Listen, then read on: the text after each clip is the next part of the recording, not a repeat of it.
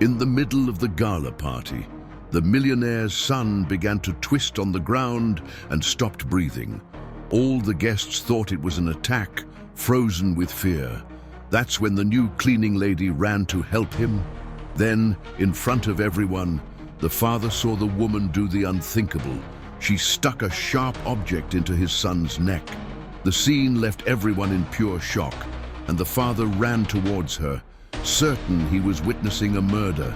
But what he heard next was not a scream of pain, but the sound of his son pulling in air, breathing again. Arthur Sterling's estate was a spectacle of opulence, a celebration of his immense fortune. Crystal chandeliers poured golden light over a sea of elegantly dressed guests, their conversations a soft murmur punctuated by restrained laughter and the clinking of champagne flutes. To any observer, Arthur was the epitome of success. A man who had turned a small initial capital into an empire, with bold ventures on Wall Street that had ballooned into an enviable net worth. His businesses spanned continents, and his wealth, counted in dollars and euros, seemed infinite. Yet, behind the facade of the serene host, he was a man adrift. Since the passing of Clara, his beloved wife, every luxurious hall felt empty. Every note from the chamber orchestra sounded hollow. The party, an obligation to maintain appearances and solidify new partnerships, was a silent ordeal for him. His eyes, however, didn't scan the faces of magnates or society dames. They constantly searched for a small, blonde-haired figure running through the garden. Leo, his 7-year-old son, was the only beacon in his shadowed life. The boy was his anchor, the center of his universe, but also the source of his deepest anxiety. Leo's infectious joy was a balm to Arthur's wounded soul, but his fragility was a constant, haunting fear. A severe allergy to bee stings, discovered in the most terrifying way 2 years ago, had turned every walk in the park, every afternoon in the garden, into an exercise in constant vigilance. He had built a castle of security around his son with the best doctors and a highly trained nanny. But worry was a persistent shadow. Arthur forced a smile for a guest who greeted him, his mind calculating the distance between the ballroom and the garden, the time it would take to reach his son if something happened. He watched the nanny, a young woman recommended with the best credentials, supervising Leo from a safe distance, but his heart wouldn't quiet. Trust was a luxury he could no longer afford. Meanwhile, on a side veranda, Helena methodically scrubbed the marble floor, her body moving with a quiet efficiency that made her nearly invisible. Hired just a few weeks ago, she was just another cog in the machine that kept the vast estate running. Arthur had noticed her in passing a few times, a woman in her middle years with a serious gaze and hands that, despite the hard work, showed a remarkable steadiness. To him, she was merely part of the scenery, her grey uniform blending into the shadows of opulence. Helena, for her part, kept her head down, focused on her task, the buzz of the party, a distant noise from a world that was not her own. She overheard snippets of conversations about stocks, crypto, and venture capital, feeling light years away from such concerns. Her world was made of harsher realities, of echoes from a past she fought to silence with the steady rhythm of her work. Her eyes lifted for a moment, scanning across the garden and landing on the boy who was laughing, chasing a butterfly near the rose bushes. A trace of tenderness softened her expression, a fleeting memory of a different life. The sun began to set, painting the sky in hues of orange and purple. The soft light bathed the garden, making the roses look like living jewels. Leo, enchanted by the colors, approached a particularly lush bush, his small hands outstretched to touch a velvety petal. Arthur felt a chill run down his spine, a sudden, overwhelming premonition. He took a step toward the garden door, the smile frozen on his face. That's when the sound cut through the air, sharper than any clinking glass, louder than the soft music. It wasn't a cry of joy or a small fright. It was a scream of sharp, panicked pain.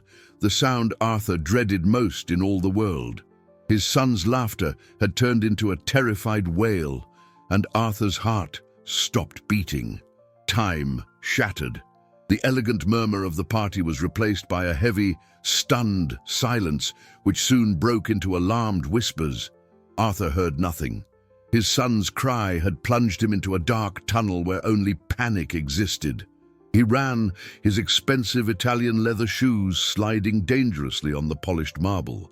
Knocking over a side table with a crash no one seemed to notice. All his immense fortune, the carefully managed assets and the astronomical profits from his businesses were dust, ashes, a cruel joke in the face of the only thing that mattered, the air his son was struggling to breathe. The world he had built so skillfully, an empire of numbers and power, crumbled in a single instant of helpless terror. He was a billionaire measured in dollars, but in that moment, he would have given every cent, every share, every ounce of gold in his vault for a single, simple breath of life for Leo. When he reached the garden door, the scene he found was a nightmare painted in the vibrant colors of twilight. Leo was on the ground near the rose bushes, his small, once rosy face now swollen and a terrifying shade of blue. His eyes were wide with terror, and a horrible, high-pitched wheezing sound escaped his throat with each desperate attempt to draw air. The nanny, the efficient young woman he paid a generous salary, stood beside him, a statue of uselessness. She was screaming, a shrill, nonsensical sound, her hands twisting the fabric of her own dress, her eyes fixed on the scene, paralyzed by shock. The guests crowded onto the veranda, a gallery of pale, horrified faces, whispering incorrect theories. "It's a seizure," someone said. "An asthma attack," suggested another. They were titans of the financial world, masters at analyzing cash flow and return on investment, but in the face of a fading life, they were utterly ignorant and powerless. That's when Helena moved. She dropped her cleaning cloth, which landed soundlessly on the floor, and crossed the veranda with a speed and purpose that contrasted violently with the general paralysis. There was no panic on her face, only a fierce concentration, a mask of determination that transformed her features. She knelt beside Leo before Arthur could even process what was happening. Her voice was low, but sharp, directed at the nanny. "Where is the EpiPen?" the nanny stammered, words tumbling out in her hysteria. I think I left it in my bag, in the car, or at home. I'm not sure." Arthur felt a wave of fury and despair wash over him. But Helena didn't waste a second on recriminations. Her eyes had already assessed the situation with chilling clarity, total airway obstruction. There was no time. With swift, precise movements, she opened a small first aid kit clipped to her cleaning cart, a detail Arthur had never noticed. He watched her gently lay the boy on the ground and, with a speed that froze him to the bone, pull out two objects from inside the kit. One was the barrel of a ballpoint pen. The other was a small blade, gleaming in the dimming evening light. A collective gasp of shock and incomprehension rippled through the crowd. What was she going to do? Was the woman insane? The thought exploded in Arthur's mind like a grenade. The cleaning lady, a stranger, was holding a knife to his son's neck. Primal, blind, paternal instinct took over. "What are you doing?" he yelled, his voice raw with terror, lunging forward to pull her away from Leo. But she blocked him with an arm, the strength in her gesture surprising him. Her eyes meeting his with an unquestionable authority that paralyzed him for a crucial second. "He's not breathing. It's a cricothyrotomy." Helena's voice cut through the paralyzed air, charged with an authority that silenced Arthur's cry and froze the crowd in their fascinated horror. The medical term, so complex and out of place from the lips of the woman in the grey uniform, hung in the air, incomprehensible to most, but her tone left no room for doubt. It was a declaration, not a request. In that second of forced hesitation, Helena acted. Her hand, which once seemed made for holding a mop, moved with the precision of a surgeon. The small blade made a quick, shallow cut on the stretched skin of Leo's neck. An act so swift and brutal, Arthur felt as if the cut were in his own flesh. Then, with a steadiness that defied the chaotic scene, she inserted the plastic tube of the pen into the small opening. Arthur watched, a prisoner in his own garden, his body paralyzed by a mixture of terror and a desperate spark of hope. His entire empire, his vast inheritance destined for Leo, all the capital he moved with a single phone call, was worthless. He was a helpless spectator in the most important transaction of his life. The silence that followed was the longest of Arthur's life. It lasted maybe a second or two, but in his mind, it was a suspended eternity. The garden was still, the guests were statues of silk and jewels, and the only thing moving was Helena's steady hand holding the pen in his son's neck. Leo's face was still terrifyingly pale, his lips a shade of blue that pierced Arthur's heart. The world had lost all sound. There was no music, no whispers, no distant hum of the city. There was only the silence of waiting, heavy and suffocating. Arthur's mind screamed. He had trusted the nanny, her training, her exorbitant salary. He had built a fortress of wealth around his son, believing money could buy safety. What a fool he had been. True security wasn't in his assets or his hedge funds. It was in action, in knowledge, in the courage of a stranger. And then the sound came. At first, it was almost imperceptible, a faint hiss, softer than the rustling of leaves. But to Arthur, it was the most powerful sound he had ever heard. It was the sound of air, precious and vital, finding a new path, bypassing the deadly obstruction and entering Leo's lungs. A tiny, faint whistle of life. Leo's small shoulders rose slightly, once, then again. It was an uneven rhythm, weak, but it was a rhythm. It was breath. A wave of relief so overwhelming hit Arthur that his legs gave out. He would have fallen if he hadn't braced himself against a veranda column, the cool marble against his sweaty forehead. A dry sob escaped his throat, a primal sound of pure gratitude. Across the lawn, he saw the shocked faces of the guests transform, horror giving way to a muted awe. The woman they had ignored, the cleaning lady, had just performed a miracle before their eyes. Helena didn't seem to notice anyone's reaction. Her eyes didn't leave Leo's face for a second. With one hand, she held the makeshift tube firmly in place, while the other gently monitored the weak pulse at the boy's wrist. There was a calmness about her, a focus that seemed to create a bubble of serenity amidst the chaos. She didn't look to Arthur for approval or to the crowd for recognition. Her only concern was the small life she had just pulled back from the brink. Arthur watched her, his mind struggling to reconcile the image of the woman who cleaned his floors with the savior who had just defied death with a pen and a knife. Who was she? Where did this calm, this terrifying and miraculous skill come from? In that moment, as color began to slowly return to Leo's cheeks, a new sound began to cut through the night, distant but rapidly growing louder. The sharp, urgent wail of a siren racing toward them. The flashing lights of the ambulance cast ghostly red and blue strobes across the pale faces of the guests, turning the luxurious scene into a stage for urgent drama. Two paramedics, an older, seasoned man and a focused young woman, rushed in with a gurney and equipment, their efficient, rehearsed movements cutting through the crowd's stillness.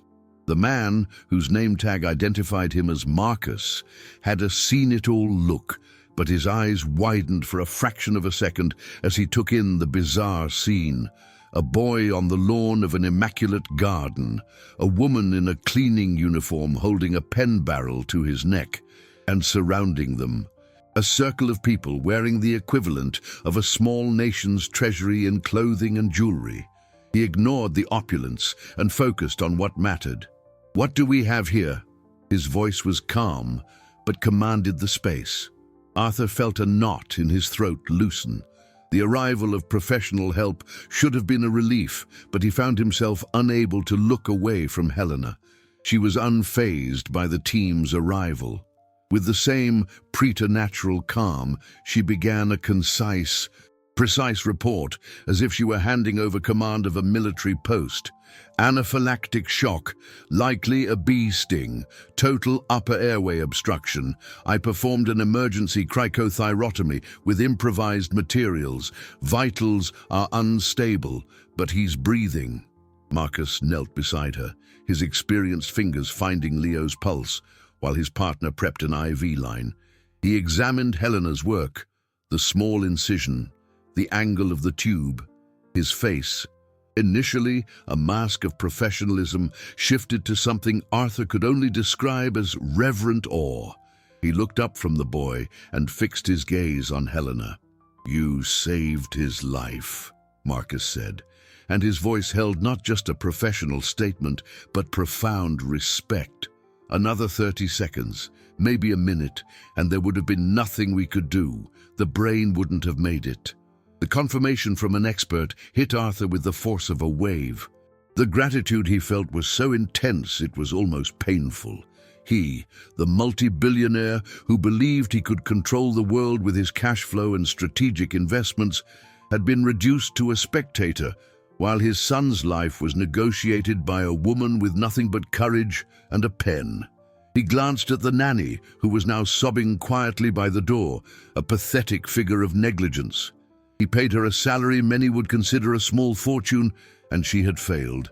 Helena, whose daily wages probably wouldn't buy a bottle of the wine being served, had given him a gift of incalculable value.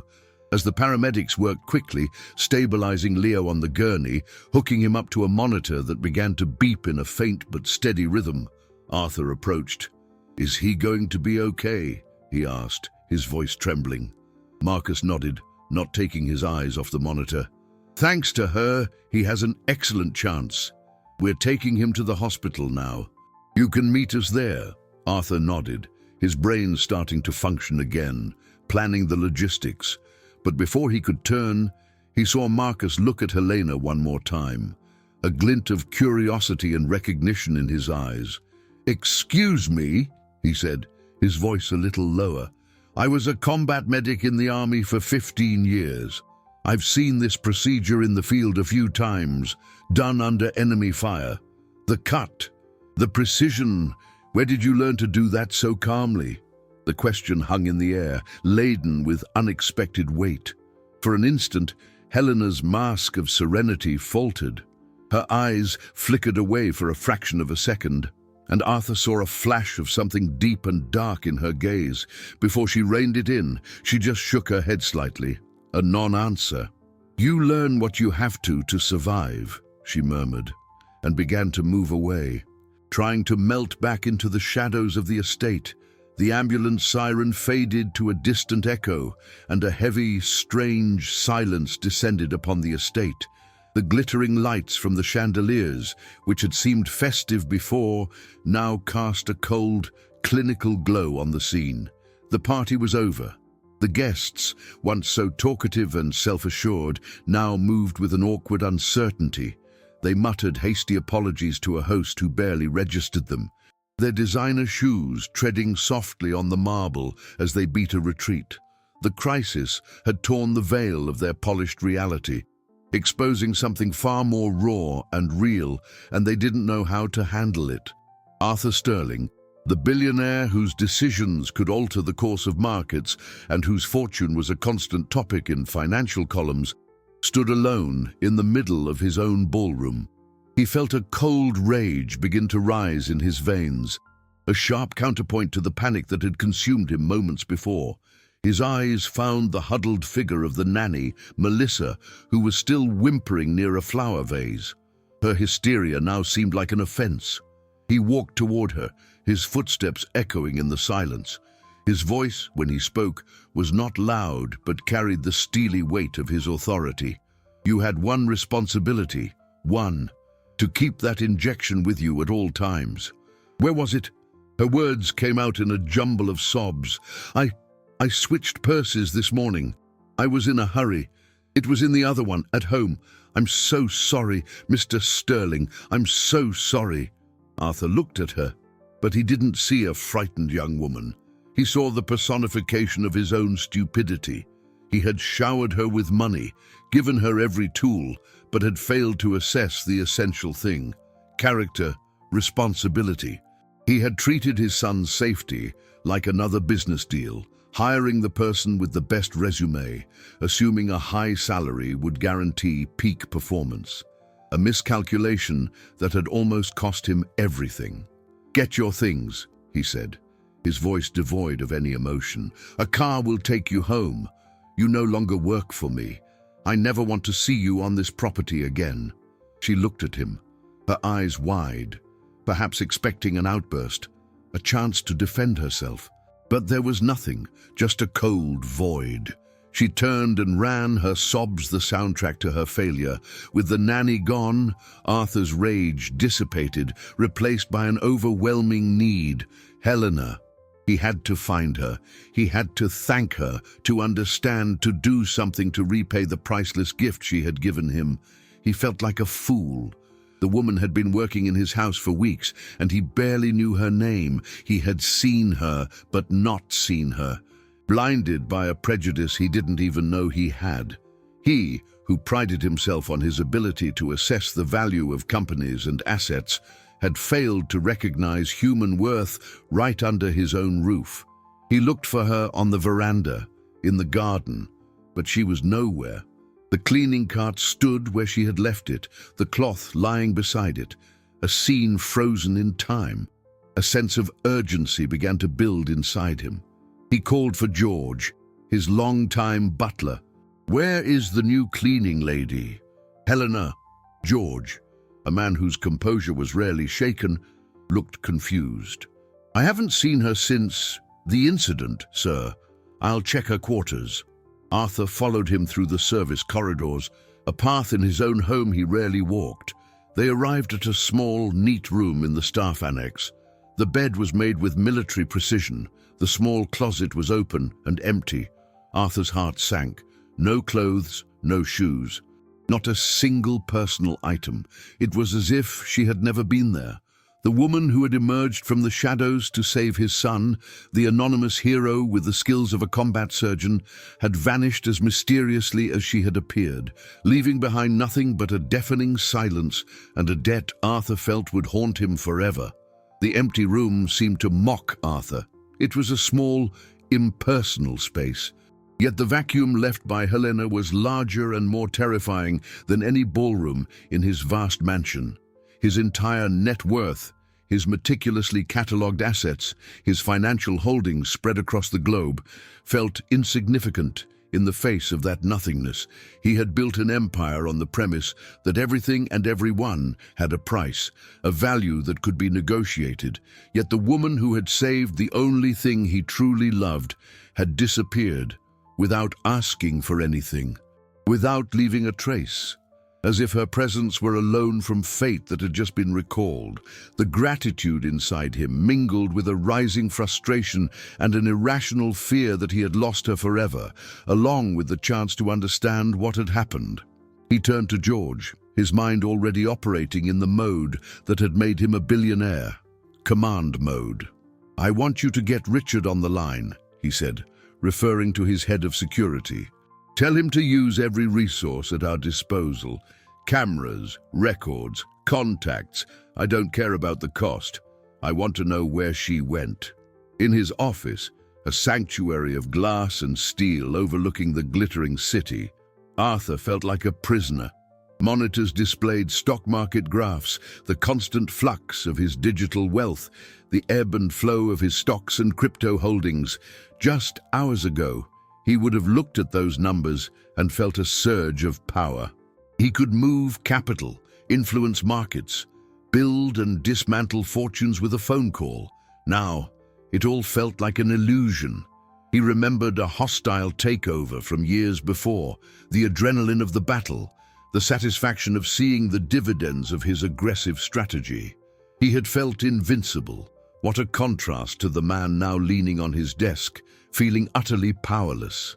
He would give every Bitcoin, every ounce of gold in his vault, just to have Helena in front of him for 5 minutes. Her return on courage was infinite, while the profit from his investments suddenly seemed empty and pointless. An hour later, Richard entered the office. He was a man who exuded competence, the kind of person Arthur hired to protect his secrets and his net worth, but his face was grim. "Mr. Sterling, we have a problem." He placed a thin file on the mahogany desk. "The information Helena provided us is fake. The address is a building that was demolished 5 years ago. The phone number is out of service.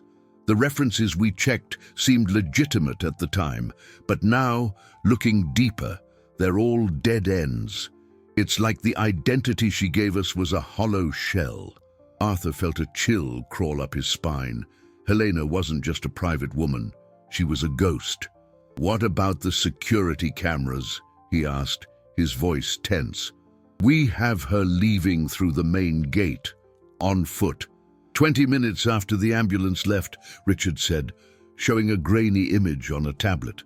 "She walked down the main road until she was out of range of our last camera. No car picked her up. She just vanished into the dark." The silence in the office was heavy. The woman who had performed a military-grade medical procedure in his garden did not want to be found. The question was no longer just where she was, but who she was and what she was hiding from. Arthur felt like he was on the edge of an abyss of ignorance. He, a man whose life was dedicated to gathering data and mitigating risk, had allowed a complete unknown into his home and so close to his son. Is there nothing else? No belongings left behind? No mistakes? Arthur pressed, his hope fading. Richard hesitated for a moment.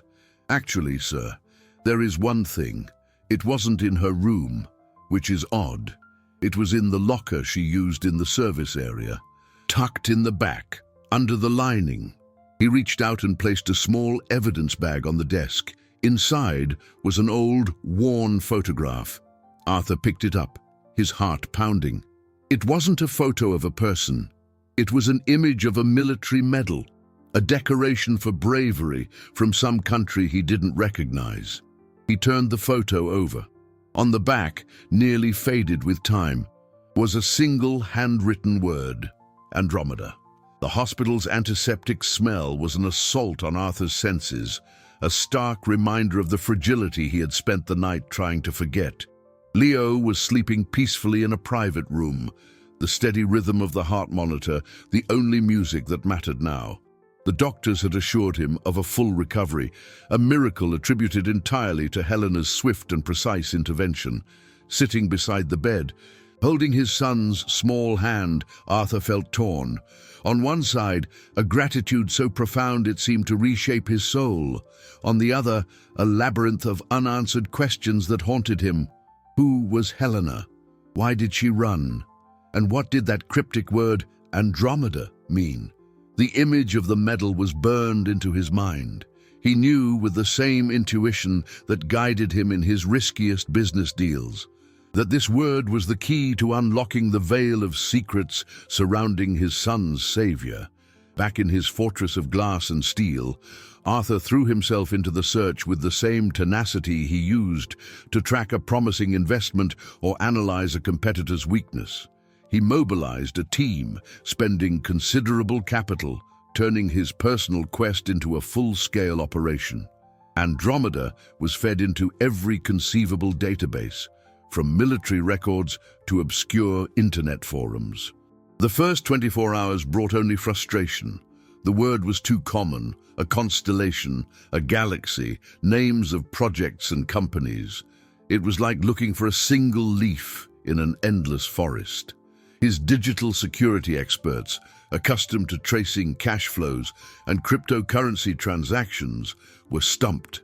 Helena's trail was non-existent, and Andromeda seemed to be a dead end. Impotence was a poison Arthur was not used to tasting. Late on the second day, Richard entered his office, his face pale, but with a glint in his eyes Arthur hadn't seen since the search began. He held a tablet, but didn't open it immediately.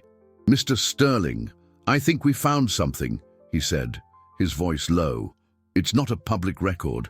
In fact, technically, it doesn't exist." Arthur leaned forward, his heart racing.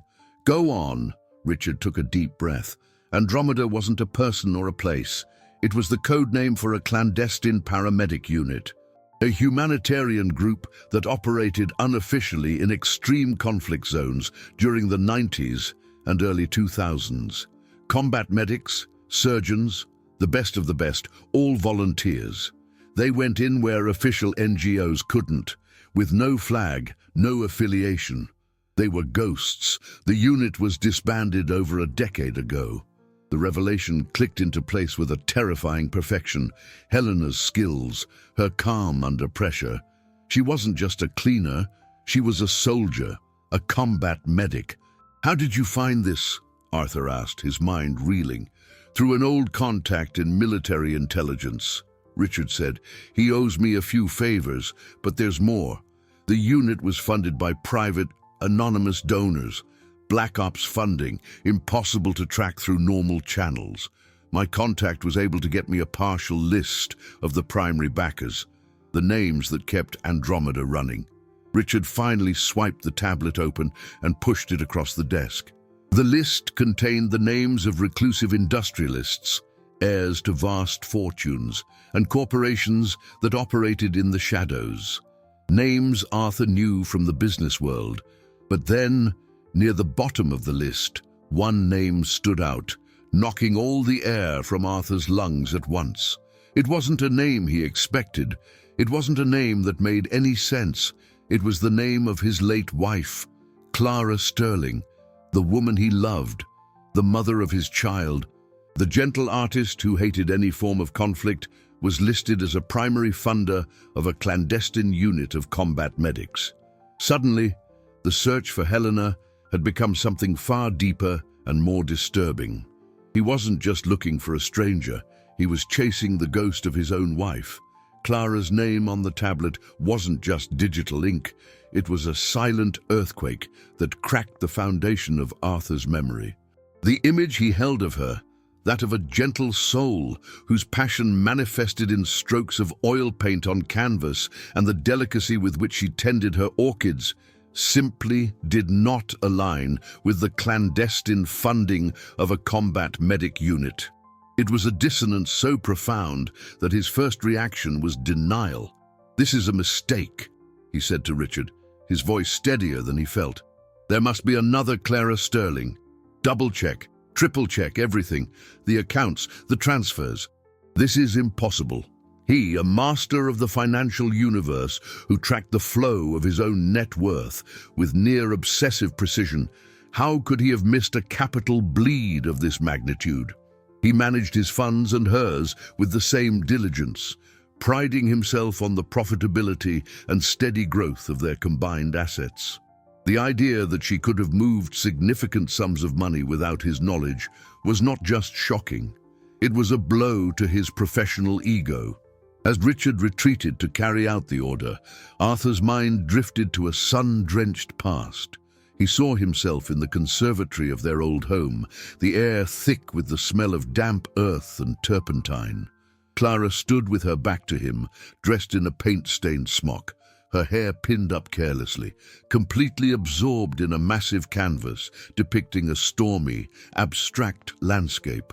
He remembered placing his hands on her shoulders, and her jumping in surprise. "You're in another world," he had joked. She had turned, her eyes holding an intensity that sometimes unnerved him. "I was just thinking, Arthur," she'd said, her voice low. "All this money, this inheritance my parents left me, I wanted to do some good. Something real, not just collect more interest in an account." He remembered smiling, an indulgent smile. "Of course, my love. We can increase our donations to the museum, maybe fund a new wing at the children's hospital." She had just looked at him, a strange glimmer in her eyes, a mixture of affection and, was it disappointment? He'd never questioned it. He assumed her artist's soul simply wanted to nurture art and healing in a visible, elegant way. He never imagined that real healing to her meant bankrolling Black Ops missions in corners of the world he only saw on the news. Richard returned an hour later. His face was impassive, But his eyes conveyed the gravity of the confirmation. "There's no mistake, sir. The transfers were made over several years from a charitable trust Mrs. Sterling managed personally, a trust you yourself approved the creation of. The payments were cleverly disguised as donations to generic humanitarian aid organizations. It's brilliant accounting. Impossible to detect unless you knew exactly what to look for." The truth hit him like a physical blow. It wasn't a mistake. It was intentional, meticulous, a secret Clara had kept from him for their entire marriage. The veil of comfortable ignorance was torn away, revealing a woman he realized he had never truly known. The pain of loss, which he thought he had learned to manage, returned with a new, sharp dimension. The pain of having been excluded from such a fundamental part of her life. He dismissed Richard with a wave and found himself alone again. The silence of the office amplifying the turmoil in his mind. The search for Helena had pivoted. It was no longer just about gratitude or curiosity. It had become a visceral necessity. Helena, the phantom combat medic, the woman with the skills of a savior and the secrets of a spy, was no longer just a stranger. She was the last living piece of a puzzle that was his own wife. She was the bridge to Clara's secret world. Arthur picked up the photo of the medal again, the word Andromeda seeming to stare back at him. On his desk, a silver frame held his favorite photo of Clara, smiling in the Tuscan sun. The two images, the war-torn decoration and the face of his angel, once from separate universes, were now linked by an invisible, unbreakable thread. Finding Helena was no longer an option. It was a pilgrimage to the heart of a mystery that defined his past, and he suspected his future. Dust danced in the shafts of light, filtering through the tall windows of Clara's studio, a sanctuary on the top floor of the mansion that Arthur had kept untouched, like a mausoleum to his happiness. The scent of linseed oil and turpentine still lingered in the air, an olfactory ghost of the woman he thought he knew. He was here now not as a grieving widower, but as a detective searching an emotional crime scene. The Andromeda revelation had recontextualized every memory, turning the sanctuary into a labyrinth of secrets. He looked at the canvases leaning against the wall, ethereal landscapes and light-filled portraits. Where, in those soft brushstrokes, was the woman who financed war zone operations? How could the same hand that painted flowers with such delicacy sign checks that sent medics into hell? The duality was dizzying. He, a man who built his empire on the cold logic of numbers, on the predictability of stock markets and risk analysis, was utterly lost in the illogical territory of his own wife's heart. His fingers slid over sketchbooks, filled with drawings of Leo as a baby, of Tuscan landscapes, of anonymous faces in cafes. It all seemed so normal.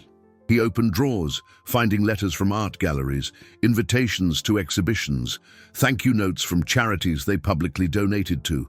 Nothing out of place. Frustration began to eat at him.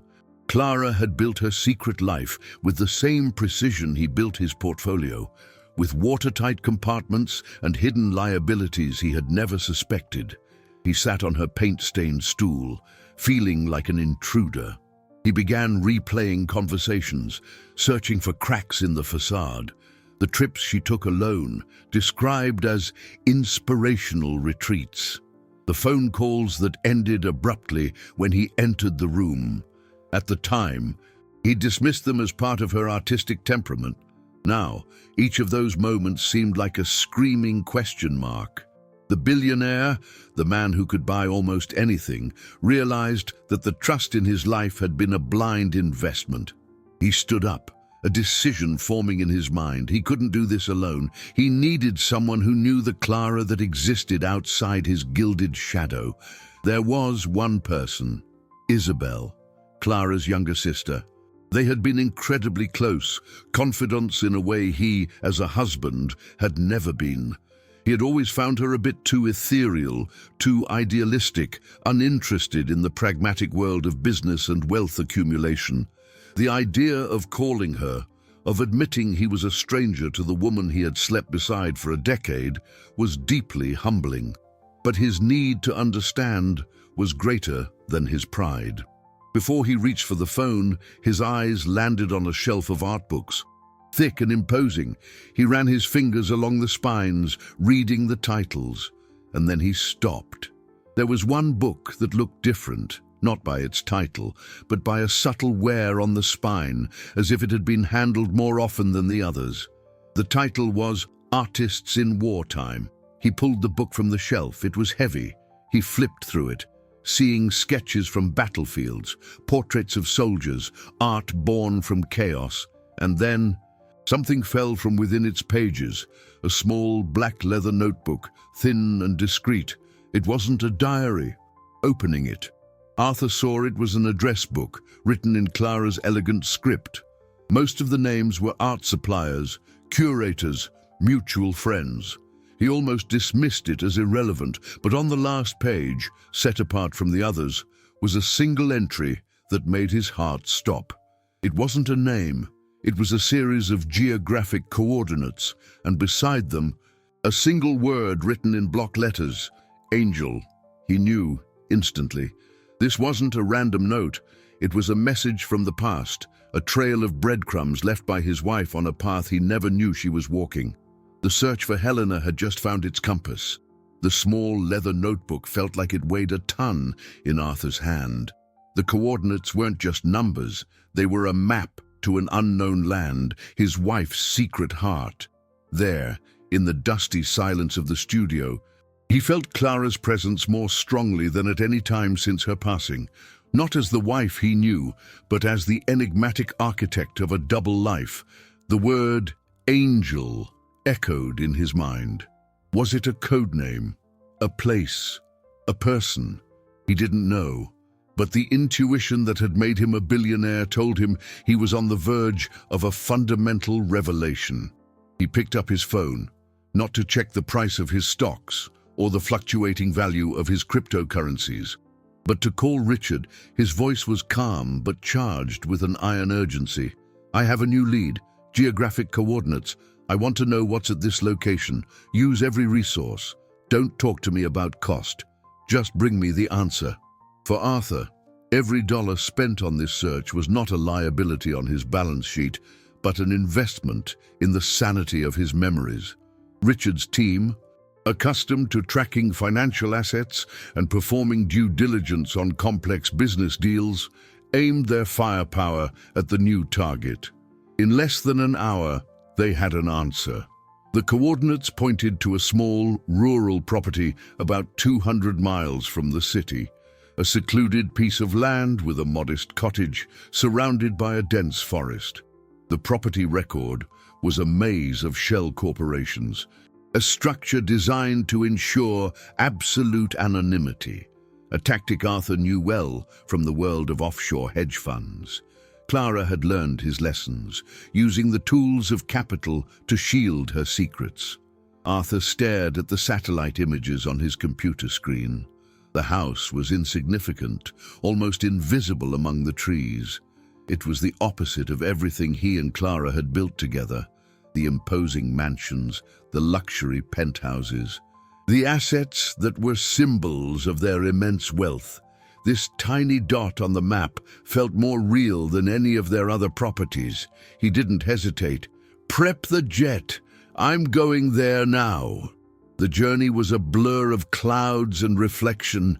As the private plane cut through the sky, he thought of the irony of using the fruits of his fortune to unravel a secret that perhaps only existed because that fortune had created a world Clara felt she needed to escape.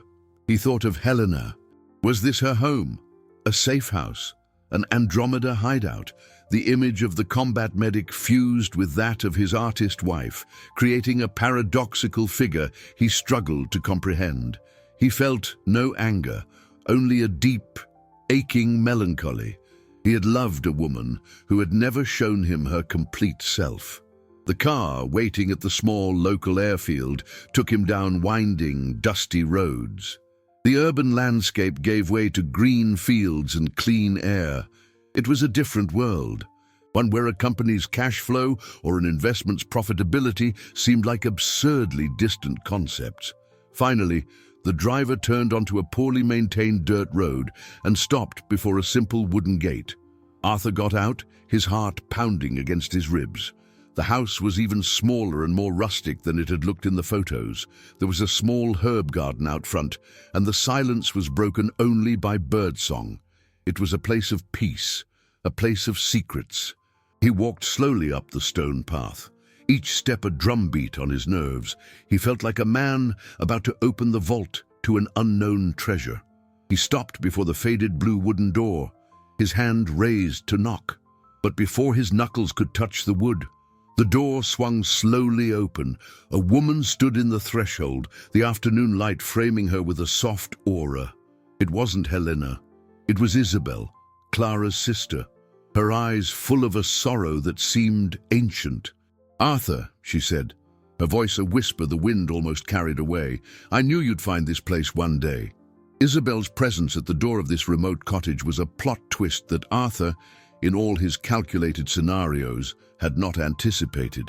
She stood there, framed by the simplicity of the house, looking both completely out of place and strangely at home. Her eyes, so much like Clara's, held a resigned wisdom, as if she had been waiting for this moment for years. "Isabel, what are you doing here?" he managed to ask, his surprise making his voice hoarse. This house. It was her sanctuary. Isabel completed the sentence, her voice soft but firm. The place where she could be herself, away from the weight of being Mrs. Sterling, away from the world you two built. She stepped back from the door, a silent invitation for him to enter. Arthur hesitated for a second, feeling as if he were crossing an invisible border into the past. The inside of the house was the polar opposite of his mansion. It was simple, warm, and filled with a natural light that seemed to infuse every object with warmth. There was a stone fireplace, bookshelves overflowing with worn novels and poetry, and a scent of wood smoke and lavender in the air.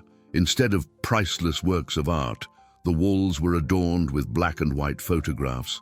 Arthur stepped closer, his chest tightening.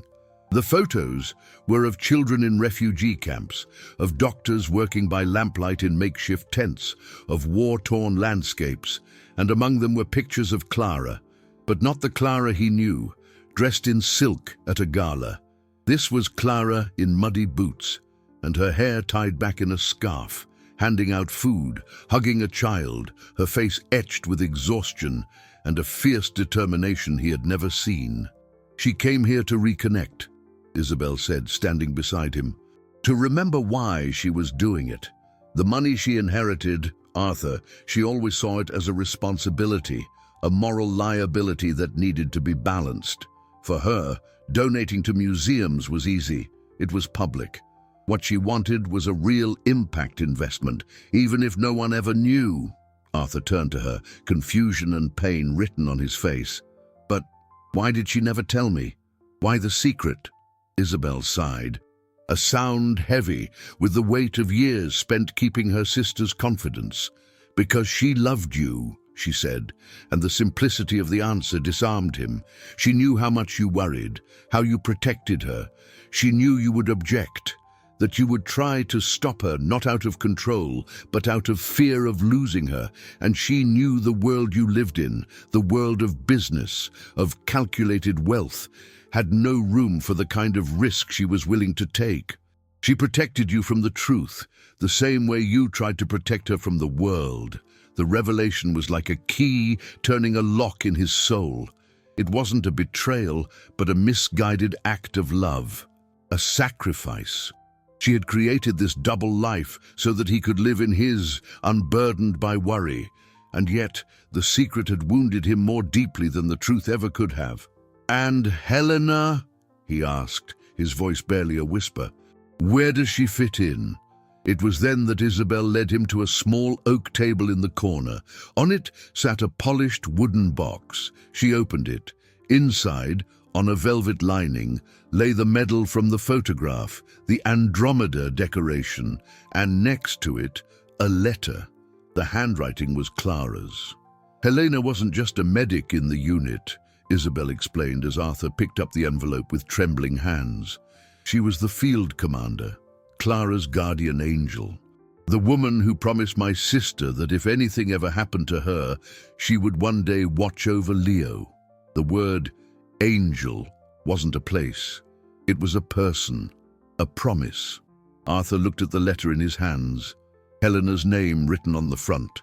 The search for the mysterious cleaner had led him not just to his wife's secret, but to the heart of a sacred pact made years ago. Arthur's hands trembled as he held the envelope. The paper felt fragile, ethereal, yet it contained the weight of a past he had never lived. He looked at Isabel, whose eyes quietly encouraged him. She already knew what it said. She had been the keeper of the secret, the protector of the promise. In the silence of this simple house, so far removed from his world of high-stakes deals and the cacophony of the stock market, Arthur Sterling, the billionaire whose opinion could move markets, felt small and ignorant. All his wealth, his meticulously managed assets and holdings, had not brought him the most important truth of all. With a shaky breath, he broke the seal and unfolded the page, immediately recognizing Clara's fluid script, a handwriting he hadn't seen in years, but that his heart would never forget. "My dearest Arthur," the letter began, "if you are reading this, it means the unthinkable has happened, and it means our little Leo has needed his angel. And I know your heart must be broken in 1,000 different ways, not just by my absence, but by the discovery of this secret. Forgive me. Forgive me not for my actions, but for not having the courage to share them with you. I saw how the weight of our fortune consumed you, the responsibility to manage our portfolio, to ensure the profitability of every investment. It was a burden you carried so strongly, and I couldn't bear to add the weight of fear to it. Our money, our inheritance, for me, it was never an end but a means, a tool. And I couldn't let it sit idle, collecting interest in treasury funds while the world was hurting." Tears began to blur Arthur's vision, each word a blend of pain and absolution. He read on, Clara's voice echoing in his mind. "On my first trip into a conflict zone, I met Helena. She wasn't an ordinary medic, Arthur. She was courage and compassion made flesh. I watched her perform surgery with resources our doctors would laugh at. I watched her hold the hands of children and comfort soldiers, all with the same fierce grace. She became my sister, my confidant, the moral compass for the capital I wished to deploy. She was the angel of our project, and it was to her that I entrusted my greatest fear. I knew the risks of my travels, and my only terror was leaving Leo. I made Helena promise that if anything happened to me, she would watch over him, not as a nanny or a bodyguard, but as a protective shadow. She walked away from that life, Arthur, for me, for this promise. Finding work near us as a cleaner was her way of fulfilling her word without ever imposing, of being close enough to act if fate demanded it. She gave up everything to honor a promise made to a friend." Arthur folded the letter, the paper now stained with his tears. The image of Helena scrubbing his marble floors flashed in his mind, no longer as a servant, but as a sentinel, a silent guardian. The humiliation he felt was overwhelming. He had judged this woman, had overlooked her, while she was performing the most sacred of duties, a quiet sacrifice that no amount of dollars or euros could ever repay. He finally understood. The search was not about unraveling a mystery. It was about honoring a legacy. He looked up at Isabel, the pain in his face giving way to a new, unshakable resolve. The life he had built, the empire of wealth and power, seemed hollow and meaningless. There was a new purpose now, a clear path forward. He couldn't rewrite the past, but he could and would build a future worthy of the love and sacrifice of the two most incredible women he had ever known. "I have to find her," he said, his voice firm for the first time in days, not just to thank her, but to bring her home. Isabel looked at Arthur, and for the first time she saw past the billionaire, past her sister's husband. She saw a man broken and remade by the truth. "You can't find her with your resources, Arthur," she said softly. "Helena doesn't exist in databases or public records. She's a ghost by choice. There is only one way to reach her, one that Clara and I established years ago." She led him to an old rotary phone on the wall, an anachronism in the digital age. "I will make one call. I will leave a message in a place only she checks. A single word, Leo. If she wants to be found by you, she will be at the botanical garden near the old oak tree tomorrow at noon. Go alone. This is a debt your money cannot pay. It can only be paid with humility." And so, the search that had mobilized a vast apparatus of security and technology came down to an act of faith, a single word whispered down a telephone line. The next day, Arthur walked the paths of the botanical garden, feeling more exposed and vulnerable than he ever had in any high-stakes negotiation. He didn't wear his expensive suit, but simple clothes, feeling his usual armor of power would be an armor of arrogance he no longer had the right to wear. He saw her from a distance, sitting on a bench under the shade of the centennial oak, watching children play.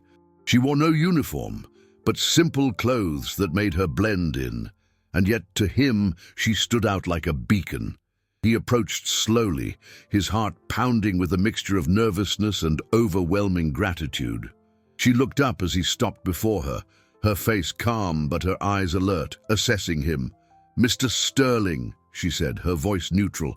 "Helena," he corrected her gently, sitting beside her. "Please, call me Arthur." The silence stretched between them, not uncomfortable, but filled with everything unsaid. It was Arthur who broke it, his voice thick with emotion. "I didn't come here to offer you money. No fortune in the world, no net worth, could begin to repay what you did for me, for my son. I came here to ask for your forgiveness."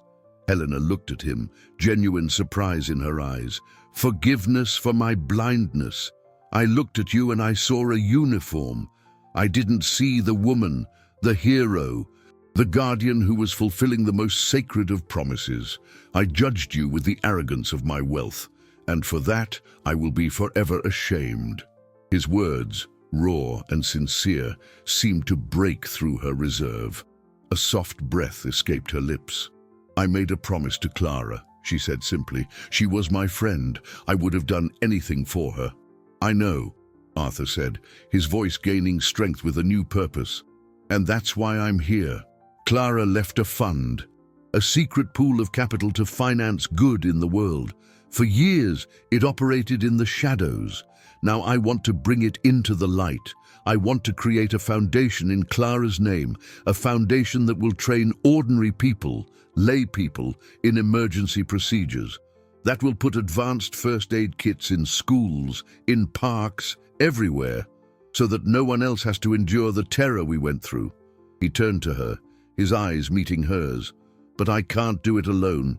I'm good with business, with cash flow, but I know nothing about saving lives. The foundation needs a leader. It needs someone with your skill, your courage, and your heart.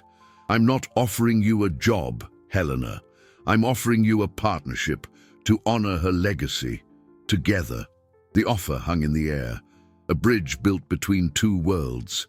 And in Helena's eyes, Arthur saw something he hadn't seen since the night in the garden. The glint of the commander, the fire of an angel with a new mission. Helena looked at Arthur, and in his face she saw the reflection of her own journey. For years, her skills had been a burden, a memory of a past she tried to bury under manual labor and anonymity. The promise to Clara had been an anchor, but also a chain, keeping her in the shadows. Arthur's offer wasn't just a job or a partnership, it was a liberation. It was the chance to turn pain and sacrifice into a luminous purpose, to take the lessons learned in the fire and build something lasting in a time of peace. For the first time in over a decade, the Angel of Andromeda felt she could finally spread her wings. A single, slow nod was her answer, but it held the weight of an oath, the strength of a new alliance. At that moment, under the shade of the oak tree, shared grief began to transform into shared hope. A year later, the Clara Sterling Foundation was no longer a dream discussed on a park bench, but a vibrant, growing force. The initial capital, a personal investment from Arthur, had been just the beginning. His business acumen and asset management turned the foundation into a self-sustaining entity, with a cash flow that guaranteed its longevity. But the foundation's true net worth wasn't in its bank accounts. It was in the hundreds of lives it had already touched. Under Helena's leadership, they established training centers across the country. Grandmothers, teachers, teenagers, ordinary people learned to act instead of freeze, to recognize the signs of anaphylactic shock, to perform maneuvers that could mean the difference between life and death. Arthur and Helena worked side by side, a perfect symbiosis of pragmatism and passion. He built the structure. She provided the soul. The nights at the estate, once silent and filled with ghosts, were now filled with conversations about the future and stories about the past. Helena told Arthur about the Clara he never knew, the brave woman who faced down danger with a sketchbook and a steely resolve. Arthur, in turn, shared with Helena the pain of his loneliness, the pressure of his immense fortune, a burden she, more than anyone, understood. They became confidants, healing each other's wounds with honesty and mutual respect. Leo, now a healthy, vibrant boy, blossomed under Helena's calm, steady presence. He didn't see her as a replacement, but as an essential part of his life, a guardian who smelled like lavender and told the best stories about distant stars. One evening, the three of them were in the garden, the very garden that had been the stage for Arthur's greatest terror. Leo was running on the grass, chasing fireflies, his laughter echoing in the night air. Arthur watched, not with anxiety, but with a peace he thought he had lost forever. He turned to Helena, who stood beside him, and what he felt for her was something far beyond gratitude. The admiration born in that terrifying moment had deepened, nurtured by daily respect and silent complicity, blossoming into a solid, profound love. He had fallen for the woman who, with a pen and a will of steel, had carved a path for air and for life. She had not only saved his son, she had saved him from a life of empty wealth, showing him the true meaning of a legacy. Money wasn't the end, it was just the seed. Love, courage, and compassion were the water that made it grow. Together, they had built a new life, a new family, forged not in luxury, but in the miracle of a second chance.